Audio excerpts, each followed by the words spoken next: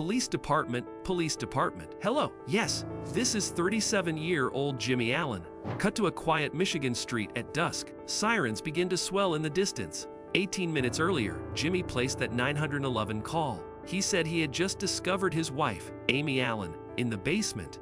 He said he'd pulled her down, tried CPR, begged for help. Okay, what's going on there? She's in the basement. I pulled her up. I tried to give her CPR. Within minutes, the first responding officer, Ben J. Horn, arrived to find a house that sounded wrong. No panic, no shouting, just silence. Until the badge was announced. Police department! Police department! A beat, then a cry for help. The basement body cam POV pushes down narrow stairs.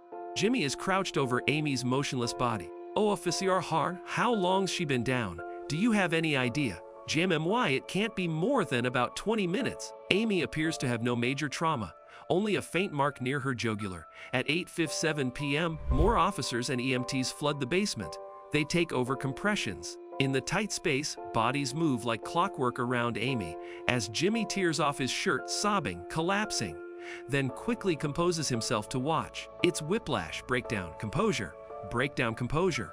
An officer gently leads Jimmy upstairs. OFEC or OS it, you want to come upstairs with me real quick? He agrees calmly, climbs the stairs, steps into the kitchen, and then unleashes on a bowl of potato chips.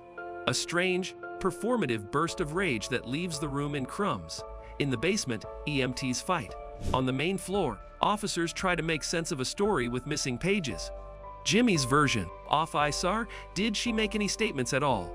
GM, no. Jimmy sketches the evening. At 6:30 p.m., he and Amy drop their daughter Ashley and her friend at a high school football game. The couple heads downtown for drinks. At the bar, an argument. Amy walks home.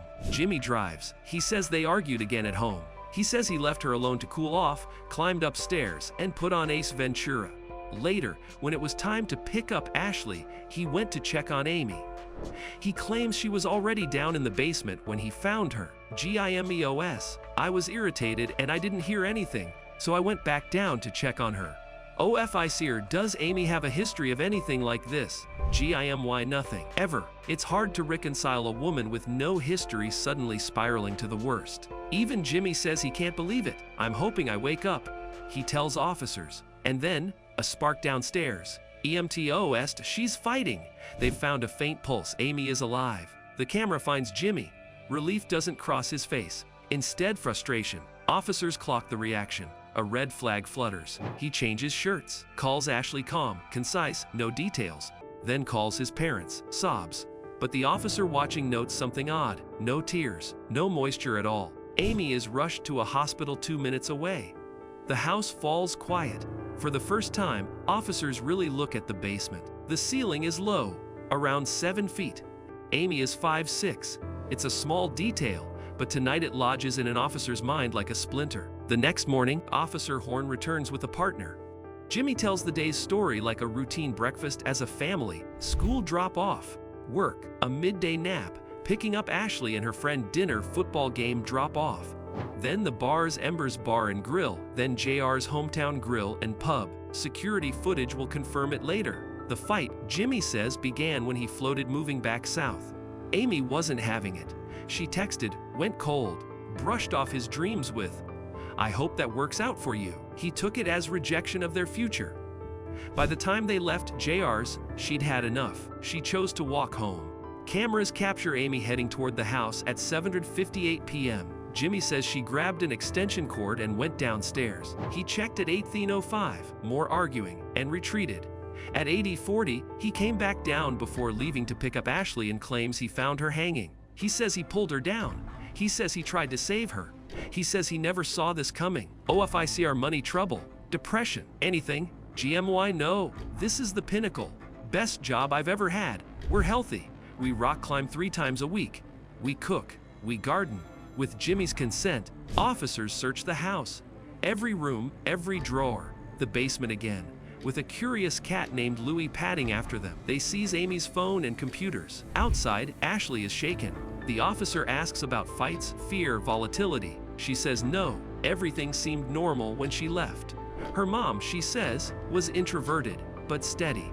Then Amy's family arrives with history. A controlled household. Amy had a son, Caleb, at 13. Her parents helped while she finished school in Ocala, Florida. She later dated Jimmy. They had Ashley when Amy was 19. From there, Amy stayed home, raising kids, minding the house, while Jimmy worked. But the picture Amy's family paints is not loving order.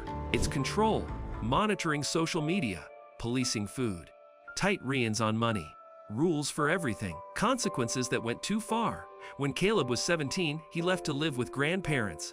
Jimmy allegedly banned contact, cut Amy from her family. One of the last times Caleb saw his mother was at his high school graduation. Amy's world had narrowed.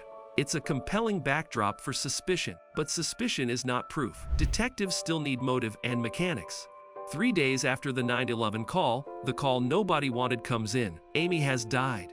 Phones don't lie. The phone in a modern case is a second witness. Amy's device tells a story, pings of location Jimmy seemed to know already, messages where he texts her exact whereabouts and asks why she's there. Patterns of surveillance. But then, another presence in her messages: George. Married, East Coast, met online, texting for 3 years. The content is explicit and emotional. Plans to meet again. Even the day Amy died, they were texting during family dinner. At 5:07 p.m. George, I wish we could be together right now. At 5:29 Amy, I'm excited to see you again. At JR's, when Amy turned to her phone and cooled toward Jimmy, she was texting George. A new working theory takes shape. Jimmy saw enough to understand, if not the whole affair, then the possibility of one. Rage in the basement. A struggle that ends with hands at a throat. Detectives move to re-interview Jimmy. But he's gone. Days after the incident, Jimmy and Ashley pack up the 5 cats and drive home to Florida. Detectives reach him easily by phone. He promises to return to Michigan in a few weeks for an interview. Meanwhile, Michigan State Police take over. Detective Larry Rothman is assigned the case. The interview. 1 month after Amy's death, Rothman sits with Jimmy for a formal interview. Jimmy is reflective, contrite, at least in posture. JMMY's Ocam. Maybe I was too self-focused. Maybe I missed signs. I don't even know who I am. A beat later, he describes himself with crisp precision. Type A, structured, organized, ambitious, always improving himself and others. The portrait he paints sounds less like humility, more like control rebranded as virtue. Detective Rochi, man, any infidelity in the marriage. GMA, there was one time I hooked up with someone. But I don't think that's possible. She's too introverted. Rothman tells him plainly Amy was in love with another man. She told him so in messages. Jimmy doesn't buy it. He asks to see numbers, calls, texts, anything to prove it. The ground he thought he commanded has shifted under his feet. He agrees to a polygraph. The results inconclusive. He flies back to Florida. The case cools, waiting on the medical examiner. Science in the basement. 3 months later, the autopsy arrives. Cause of death: strangulation, asphyxia. Manner: undetermined. The word that means, we need more. Rothman re-watches body cam footage. He hears Officer Horn remark on the low basement ceiling. That splinter of doubt becomes a plan. He contacts a forensic engineering lab. Can Amy, as Jimmy describes, have been suspended by an extension cord in that space? Can the scene match the narrative? Months of reconstruction and testing follow.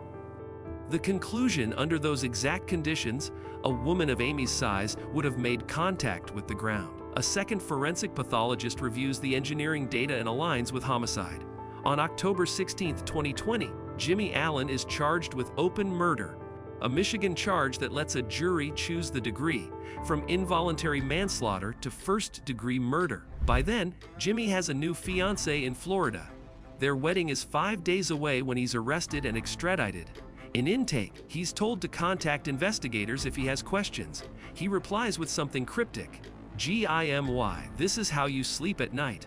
A few weeks later, in arraignment, he pleads not guilty. Bond is set at $10 million. He waits in jail for trial.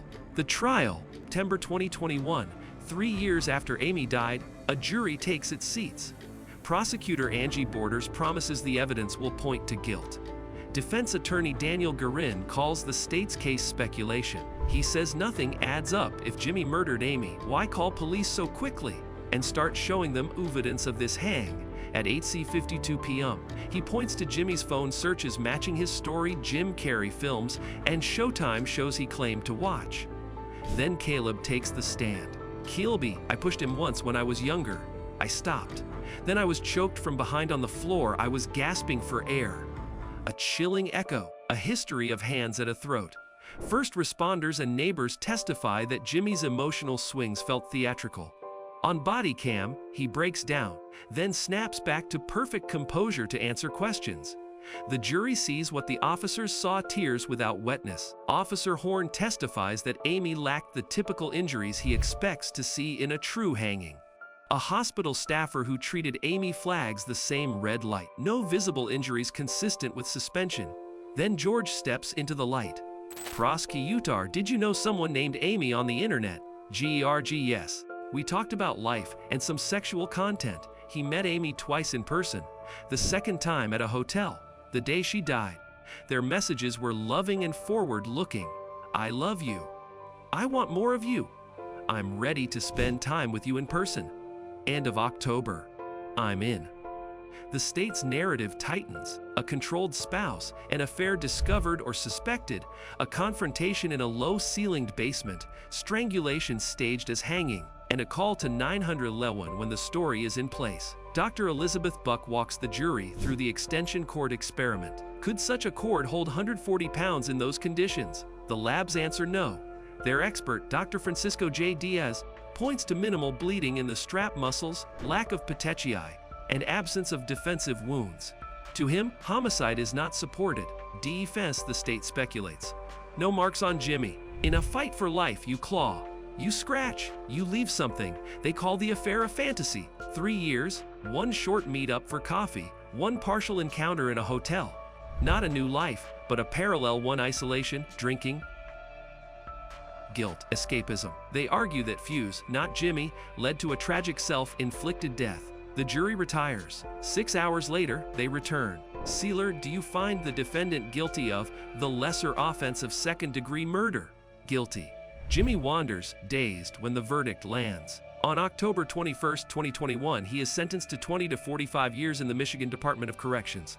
Parole eligibility begins in 2040. Today he resides at St. Louis Correctional Facility.